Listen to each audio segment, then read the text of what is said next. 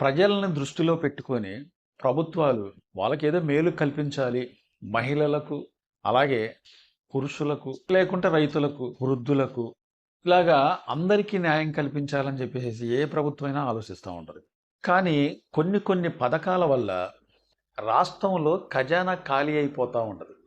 రాష్ట్రం అప్పుల పాలయ్యే అవకాశాలు ఎక్కువ ఉంటాయి. ఇప్పుడు మహిళలకు ఉచిత ప్రయాణం ఓకే బాగానే ఉంది. మహిళలకు ఉచిత ప్రయాణం పెట్టడం వల్ల ఆర్టీసీ బస్సులలో ఎక్కాలంటే ఇంకా వాళ్ళకి లాభం ఏముంది? ఒక మగవాళ్ళు ఎక్కితే తప్ప ఆర్టీసీ బస్సులల్లో ఎటువంటి రూపాయి కూడా రాదు. మహిళలు ఎట్లా మొత్తం ఫ్రీయే. ఆధార్ కార్డు ఉంటే చాలు తెలంగాణ మహిళలు వాళ్ళు ఎక్కడి నుంచి ఎక్కినా కానీ తెలంగాణ మొత్తం తిరిగి రావచ్చు. ఎక్కడి నుంచి ఎక్కినా కానీ తిరిగి రావచ్చు. సరే ఒక ఆంధ్రాలో ఉన్న మహిళలు ఒకవేళ తెలంగాణలో వచ్చి ఎక్కితే మాత్రం వాళ్ళకి మాత్రం డబ్బులు అయితే తీసుకుంటారు.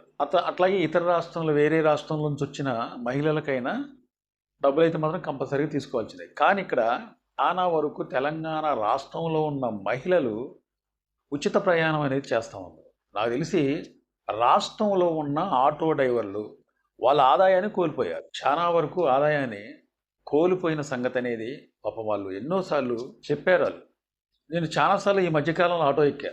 వాళ్ళు అడిగారు, మీకు ఇప్పుడు ఇంతకు ముందున్న కిరాయిలకి ఇప్పుడున్న కిరాయిలకి మీకు డబ్బులు ఏమన్నా అనుకూలంగా సరిపోతున్నాయా, ఇంట్లో ఏమన్నా ఇబ్బంది అవుతుందా అని అడిగాను. ఎక్కడండి, మేము కనీసం ఒక 10-15 కిలోమీటర్ల దాకా లాంగ్ వెళ్ళి వస్తూ ఉంటాం. వెళ్ళేటప్పుడు తక్కువ రేటు మాట్లాడుకొని పోతాం, ఎందుకంటే వచ్చేటప్పుడు మాకు మళ్ళీ వేరే టిక్కెట్లు పడతాయి కాబట్టి దానికి కవర్ అయిపోతూ ఉండేదండి అని చెప్పారు. మరి ఇప్పుడు అలా ఎక్కట్లేదా అంటే కొంతమంది ఆడోళ్ళు అక్కడక్కడ మహిళలు నిలబడి ఆటో కావాలా ఎక్కుతురా అని అంటే మాకు బస్సు వస్తుందిలే మీరు వెళ్ళంలే అని చెప్పి అంటున్నారట. కానీ కేవలం తెలంగాణలో ఉన్న మహిళలు మొత్తం కూడా తెలంగాణ ఆటోలను కూడా ఎక్కే పరిస్థితి లేదు. మగవాళ్ళు అయితే ఎక్కుతారు, లేకుంటే వేరే రాష్ట్రం నుంచి వచ్చిన ఆడవాళ్ళు అయితే ఎక్కుతారు. కానీ తెలంగాణలో ఈ విధంగా ఒక ఆటో వాళ్ళు, ఆటో డ్రైవర్లు, ఆ వృత్తిలో ఉన్న వాళ్ళు మొత్తం కూడా వాళ్ళ ఆదాయాన్ని అయితే మాత్రం కోల్పోయారు.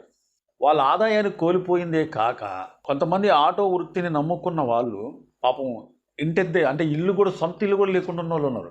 సొంత ఇల్లు లేకుండా వాళ్ళు ఉన్నారు. అలాగే చిన్న చిన్న పిల్లలు చదువుకునే వాళ్ళు ఉన్నారు.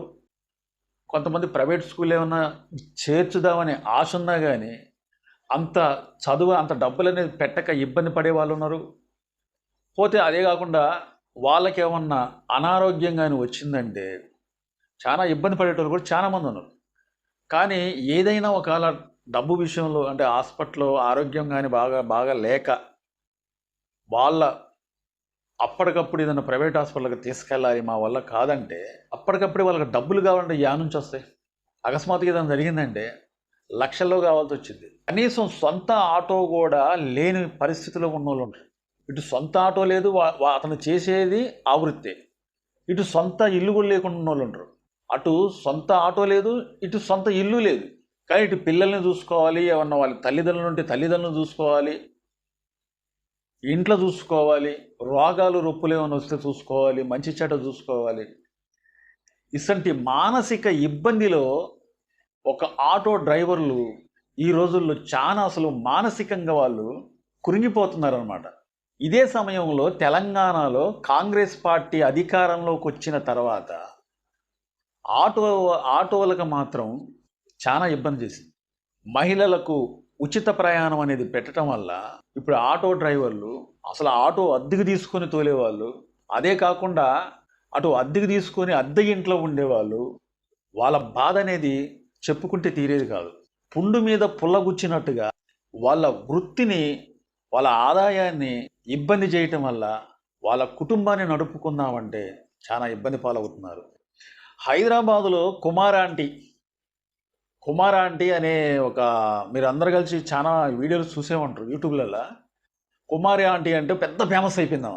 ఆమె హోటల్ కాడికి వెళ్ళి కొన్ని వందల మంది జనాలు లైన్ కట్టి వాళ్ళు మరి అక్కడ ఏముందో ఏంటో మనం తినన కూరలా ఏంటో అర్థం కాదు. కానీ బీభత్సమైన జనాలు, హైదరాబాదులో ఉన్న జనాలు చాలామంది కూడా వందలాది కొద్ది జనాలు అనేది లైన్ కట్టి చికెన్ బిర్యానీ ఇసంటి తినుకుంటూ ఉన్నప్పుడు ఆమె ఆటోమేటిక్గా ఫేమస్ అయిపోయింది.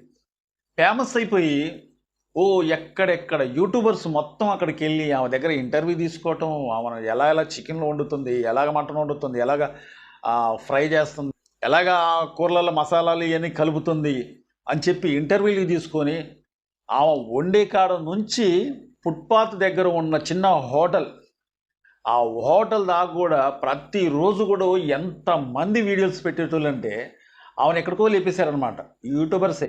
యూట్యూబ్లో అసలు ఆ మధ్యకాలంలో యూట్యూబ్ అనేది ఓపెన్ చేసిన వెంటనే అసలు ఆమె వీడియోసే కానుతూ ఉండేవి. ఏంది నాకు విచిత్రం అనిపించేది. మనం తిననే అన్నారా, మనం తినని కూరలా, ఇంతగానో ఏమో గురించి ఎందుకు చూపిస్తున్నారా అనుకున్న టైంలో ఒకానొక టైంలో అసలు రోడ్డు ట్రాఫిక్ కూడా బంద్ అయిపోయిందట. పోలీసు వారు వచ్చేసేసి అక్కడ కంట్రోల్ చేస్తూ ఉండేవాళ్ళట. మళ్ళీ ఆమె పక్కనే దగ్గర పక్కనే హోటల్ చిన్న సేమ్ ఎంత హోటల్ ఆమెది ఎంత హోటల్ అయితే అంత హోటల్ కూడా పక్కనే బారుగా ఉండేవి అనమాట, వేరే వాళ్ళే కూడా. కానీ అక్కడికి వెళ్ళేవాళ్ళు కాదు. కానీ ఇక్కడికన్నా అక్కడ ఎక్కువ రుచిగా కూడా ఉండేది, కొంతమంది చెప్పేవాళ్ళు. కానీ ఈమెను ఎవరు ఎక్కువ ఫేమస్ చేశారు? 2 రాష్ట్రాలే కాకుండా ఇతర రాష్ట్రాలకు కూడా ఇంత ఫేమస్ ఎందుకు అయిపోయింది? కేవలం ఈమె వండిన వంటకాల గురించి కాదు, యూట్యూబర్స్ ఈమెను ఎక్కువ ఫేమస్ చేసేవారు. జనాల్లోకి వెళ్ళిపోయింది ఆ వార్త అనేది. అసలు యూట్యూబ్ ఇలా ఓపెన్ చేసిన వెంటనే ఆవు గురించే వస్తూ ఉండేది. అసలు ఎవరేమో ఎక్కడి నుంచి వచ్చింది, వంటలేంటి అని అనుకున్న టైంలో ఎక్కడెక్కడ ఆంటీ నాకు చికెన్ బిర్యానీ పెట్టు, ఆంటీ నాకు రైస్, ఆంటీ గుడ్లు, ఇట్లా ప్రతి ఒక్కరు కూడా ఎగబడి తింటూ ఉండేవాళ్ళు అనమాట. కానీ ఈమె ఎందుకు ఇలా ఫేమస్ అయిపోయింది? ఇదేంది అసలు ఆటోల గురించి చెప్పి మళ్ళీ ఇక్కడ తిండి గురించి చెప్తున్నాడు ఏంటని మీరు అనుకోవచ్చు. అది మీకు తర్వాత అర్థమైంది. ఇంతగానం ఫేమస్ ఎవరు చేశారంటామని, ఇంతగానం లేపింది ఎవరంటే, ఇంతగానం అంటే జనాలకి తెలిసేటట్టు చేసింది ఎవరంటే యూట్యూబర్స్, కొన్ని ఛానల్స్, యూట్యూబ్ ఛానళ్ళు. మరి అంతగానో ఆమె బ్రతికేదో ఆమె బ్రతుకుతూ ఉంటే ఆమెను అంతగానో జనాలు చూపించిన వాళ్ళు యూట్యూబర్స్, యూట్యూబ్ ఛానళ్ళు ఈ రోజున ఆటో వాళ్ళ గురించి ఎంత ఇబ్బంది పడతారని చెప్పి ఎందుకు చూపెట్టలేకపోతున్నారు? ఉన్న ప్రభుత్వాలకి తెలిసేటట్టు ఎందుకు చెప్పలేకపోతున్నారు? ఇటు తెలంగాణ ప్రభుత్వమే అనుకుంటే ఈ మధ్యలో మళ్ళీ ఆంధ్రప్రదేశ్లో కూడా చంద్రబాబు నాయుడు గారు కూడా అదే పథకం పెడుతున్నారని చెప్తున్నారు. మహిళలకు ఉచిత ప్రయాణం ఎక్కడికైనా తిరగొచ్చు. తెలంగాణలో కాంగ్రెస్ పార్టీ అమలుపరిచిన కొత్తలో ఉచిత ప్రయాణం అని, మహిళలకు ఉచిత ప్రయాణం అనే పథకాన్ని పెట్టిన కొత్తలో ఒక మహిళ ఎక్కడో హైదరాబాద్లో అట దగ్గర ఆమె ఒక 15 కిలోమీటర్ల ఆమె అక్కడ ఆమె లేచి బ్రష్ చేసుకోకుండా బ్యాగ్ కూడా తలిగించుకొని బస్సులో ఎక్కేసింది. బస్సులో ఎక్కిన తర్వాత దగ్గర బస్సు పోతూనే ఉంది. యాడికి పోతుందో తెలియదు, ఆధార్ కార్డు చూపెట్టింది, ఎక్కేసింది, బస్సు వెళ్ళిపోతూనే ఉంది. ఒక 15 కిలోమీటర్లు 20 కిలోమీటర్ల దగ్గరికి వెళ్ళిన తర్వాత అక్కడ బస్ స్టాండ్ ఒకటి వస్తే అక్కడ బస్సు ఆగిందట. ఈ కండక్టర్ గారు బయటకు వచ్చారట, అట్లాగే మన డ్రైవర్ కూడా బయటకు వచ్చారట. మళ్ళీ ఆమె అదే బస్ స్టాండ్లోకి వెళ్ళి అక్కడ బ్రష్ చేసుకొని, అక్కడ మళ్ళీ మేకప్ వేసుకొని, అక్కడ మొహం కడుక్కొని, మళ్ళీ అక్కడ నుంచి మళ్ళీ వెంటనే బస్సులో ఎక్కేసేసి మళ్ళీ తిరుగు ప్రయాణం అయిందండి. మళ్ళీ వెనక్కి వచ్చిన బస్సు అనేది మళ్ళీ వెనక్కి వెళ్తుంది కదా, అదేవిధంగా మళ్ళీ వెనక్కి వెళ్ళిపోతా ఉంటే మళ్ళీ వెనక్కి వెళ్ళిపోయింది. అంటే కేవలం ఆ మహిళ సరదాగా బస్సు ఎక్కిందంతే, అక్కడికి వెళ్ళి మొహం కడుక్కొని వద్దాం అని ఒక 15-20 కిలోమీటర్ల దాకా అక్కడికి వెళ్ళి బ్రష్ చేసుకొని అక్కడ మళ్ళీ ఆ మొహం కడుక్కొని శుభ్రంగా మళ్ళీ వెనక్కి తిరిగి వచ్చింది. ఈ మధ్యకాలంలో నేను ఒక వీడియో చూసా. ఉదయం పూట అన్నం కూర వండటానికి కూరగాయలు మొత్తం కోసిందాట, ఈలోపు బస్సు వచ్చిందాట, బస్సులో ఎక్కింది. బస్సులో ఒక ఇంత గిన్నె పెట్టుకొని దానివల్ల ఎల్లుల్లిపాయలు ఒలుచుకుంటుంది. బస్సు పోతూనే ఉంది, దగ్గర అన్ని ఎల్లుల్లిపాయలని దానిలో వేసుకొని మెల్లగా ఒలుచుకుంటూ తొక్కలు తీసుకుంటుంది. ఇది ఈ విధంగా పనిచేస్తుంది అనమాట ఈ పథకం అనేది. ఈ యొక్క పథకం పెట్టడం వల్ల ఆటో డ్రైవర్లు ఎంత ఇబ్బంది పడుతున్నారంటే, ఈ వీడియో ఎందుకు చేస్తున్నారంటే ఇది ప్రభుత్వానికి తెలవాలి. నేనున్న ఏరియాలలో ఒక బస్ స్టాండ్లో బస్ ఎక్కారు, మహిళలు మొత్తం కలిసి బస్ స్టాండ్లో బస్ ఎక్కారు. ఎక్కిన తర్వాత ఒక 10 కిలోమీటర్ల అవతలకి వెళ్ళిన తర్వాత దాంట్లో ఉన్న లేడీ కండక్టర్ కూడా దింపేశారు. ఎందుకంటే ఆమె దింపితేనే ఇంకొక ఆమె ఎక్కిందట. అంత కెక్కిరిసిపోయినట్టుగా మహిళలు ఉన్నా కానీ ఆమెను దింపేసి ఇంకొక ఆమెను ఎక్కించారు, ప్రయాణికురాలని. అంటే ఒక బస్సులల్లో కండక్టర్ కూడా బయటికి నెట్టేసేసి ఎక్కేంత ఆ విధంగా మారిపోయిందనమాట. కండక్టర్ను కూడా బయటికి నెట్టేసేసి బస్సు ఎక్కారనమాట. మరి ఒక ఆటో వాళ్ళు, ఒక ట్యాక్సీ నడిపే వాళ్ళు, ఇట్లాగా ఇతర ప్రయాణం చేసేవాళ్ళు విజయవాడలో అయితే మాత్రం ఆ బస్ స్టాండ్ వెనకాలే ఉంటారు, రిక్షాలు తోలుతూ ఉంటారు కొంతమంది. బస్సే ఫ్రీ ఎక్కుతూ ఉంటే జనాలు, ఆ మహిళలు, ఇంకా రిక్షాలలో ఎవరు ఎక్కుతారు? ఆ విధంగా తయారైపోయింది. సో మంచి పథకాలు పెట్టండి, కాదంటలేదు. కానీ మంచి పథకాలు అనుకొని ఒకరికి ఆనందపరిచి ఒకరిని దుఃఖపరిచే పథకాలు అనేది పెడితే వాళ్ళకి కూడా ఫ్యామిలీ ఉంటుంది.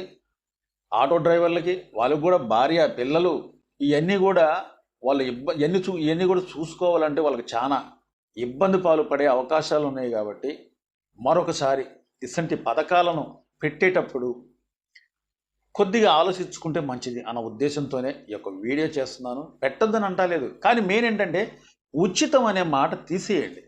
ఉచితం అనే మాట తీసేస్తే చాలు.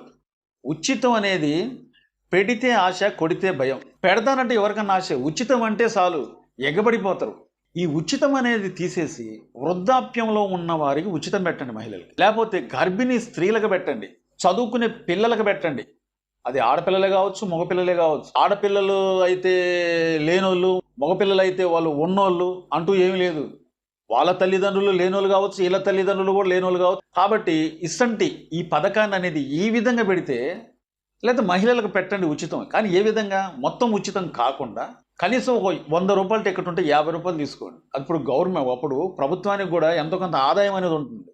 ఇసంటి పథకాన్ని గురించి కొద్దిగా ఆలోచించి నిర్ణయాలు తీసుకుంటే, ఈ పథకం గురించే కాదు, ఇసంటి పథకాలు ఎప్పుడన్నా పెట్టినట్లయితే ఎవరికన్నా ఇబ్బంది జరిగిద్దా, ఆ ఇబ్బందిని మనం ఏ విధంగా సాల్వ్ చేయగలం అని చెప్పి కూడా ఆలోచించుకొని ఇసంటి పథకాలని పెట్టడం మంచిది. ఆంధ్రాలో కూడా ఇప్పుడు చంద్రబాబు నాయుడు గారు మహిళలకు ఉచిత ప్రయాణం అని చెప్పేసి పథకం మళ్ళీ పెడుతున్నారు. అక్కడ కొత్తగా పెట్టబోతున్నారు. అది ఎప్పుడు పెడతారు అనేది క్లారిటీ అయితే లేదు. కానీ ఏదైనా కానీ ఒకరికి సంతోషం కలిగించి మరొకరికి ఆ బాధ కలిగించే పథకాలు అనేది కొద్దిగా ఆలోచించి పెడితే బాగుంటుందని చెప్పేసి నా యొక్క ఉద్దేశం. మా ఛానల్ని చూస్తున్నారు కానీ చాలామంది సబ్స్క్రైబ్ చేసుకోవట్లేదు. మీ యొక్క అభిప్రాయాన్ని కూడా కామెంట్ బాక్స్లో తెలపండి. మా యొక్క వీడియో నచ్చితే సబ్స్క్రైబ్ చేసుకోండి. మరో వీడియో కోసం ఎదురు చూడండి. నమస్తే.